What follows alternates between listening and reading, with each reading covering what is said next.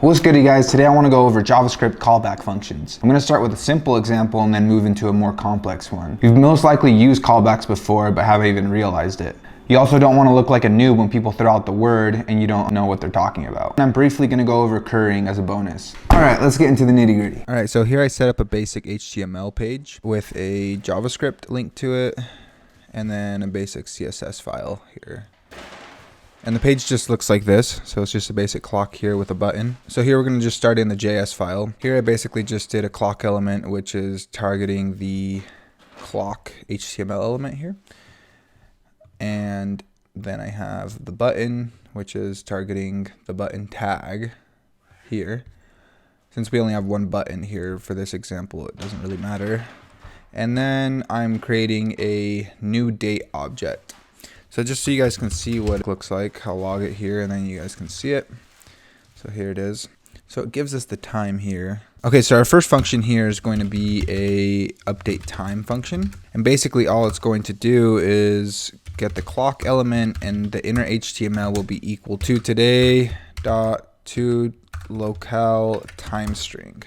And that's a method, so we'll call it. Okay, so now we have this function that when the function is called or invoked, it'll set the inner HTML of the clock element to the today.local time string. Okay, so I'm gonna log here to local time string so you guys can see what it looks like. Here it gives us the time. And then we want to call this function, right, so that our HTML actually updates.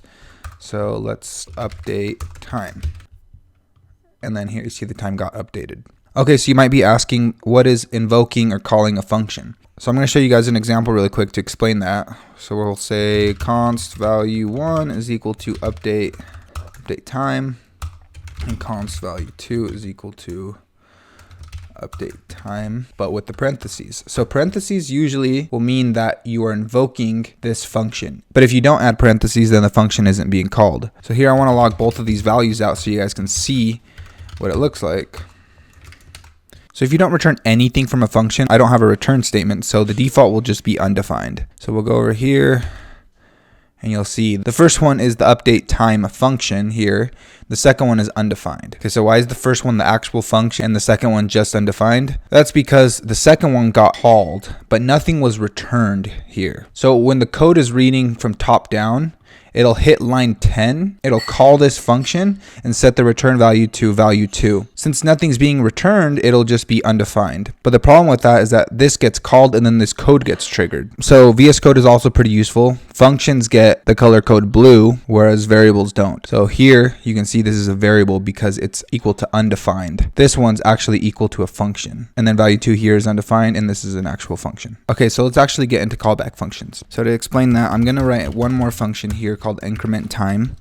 Our increment time function is going to add 1 second to this today object. We should actually switch this to now because this will give us the exact time. So our increment time function is going to add 1 second to now. So we'll say now.set seconds. We'll say now.get seconds plus 1. When that happens, we'll want to say, okay, now update the time with the new now. Okay, so now we have our button element up here on line 2, and we're going to add an event listener, click event. The second argument to this event listener is a function. And remember, it's not a variable like undefined, it's the function. So what we'll do is pass the increment time function as a callback. So now here we can save that and we can go back to our website. We're going to increment time. Every time you click, it's going to add 1 second.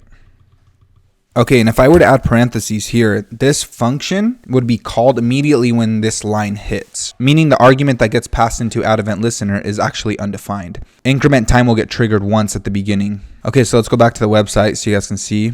Refresh. You can see it updated the time once, but then our button doesn't work because it doesn't have a function that it can do it on. It has undefined. Okay, so let's fix that again. Okay, so I'm going to show you guys one more example. So we're going to use the set interval function from JavaScript, and the first argument is a callback function as well. So we're going to say increment time, and then we're going to do it every second. So what this will do is every 1,000 milliseconds or every second, this function will get triggered. So we go back to the website here, refresh, and then you can see the clock is actually running. All right, so you might be asking, but I need to pass an argument into this function. And you can do that as well, simply by passing an anonymous function. And we'll run into the same issue as before if we just do it like this. So to get around that, we can pass an anonymous function as the second parameter of add-event-listener. And this anonymous function returns this function. So we can save that. Here I'm seeing invalid date, and we're getting that error because over here the set interval function is still trying to fire, but as you can see, seconds is now an argument, and since we're not passing anything here, it's just undefined. So it's trying to add the seconds plus undefined. And then it sets to an invalid date. So let's just comment this out for now so we can see what the button is doing. Let's refresh. Okay, let's increment time, and that works. Okay, so we can do the same thing to our set interval function. But let's pass 5 just to see what happens here. Let's comment this line out, go back here, refresh. And you can see our set interval function is still working. But let's say you ask somebody for a firework and they hand it to you already lit, and then as soon as you get it, it explodes in your hand. That's the same thing as passing the set interval function or the add event listener function an argument like this. Remember this line right here, what it'll do, it will immediately invoke this function once, and then what will get passed to the set interval function is undefined. So that's why we need to do something like this so that it gets passed an anonymous function, and then the set interval function can call the function whenever it wants. Just like the firework example, you don't want somebody to ignite it before they hand it to you. You want to ignite the firework whenever you want to. I want to do a quick little intro to currying. So here I have a function called multiply, and basically all it's doing is just multiplying the two parameters you pass into it.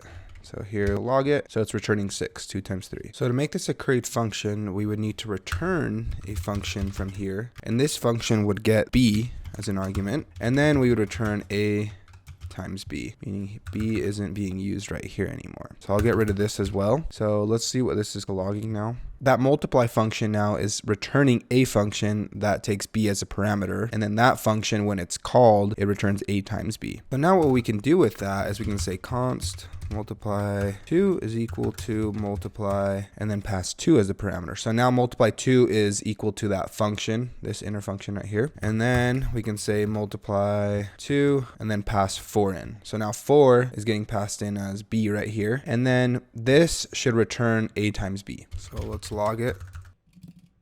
Let's comment this one out and then refresh, and we get 8. We can do that with a whole bunch of different values now, so we can pass like 5 and 10 and 87, and we can see here that it returns all the different numbers multiplied by 2. So this is a very simple example of currying. So people do a lot more complex computations like right here in this step, and then instead of having to do it every single time, you do it once, and then you can just call it with whatever you did down here, and it helps your code be a lot cleaner and reusable. All right, so I hope you guys found that useful. If you guys have any advice on how I can improve my teaching, let me know in the comments.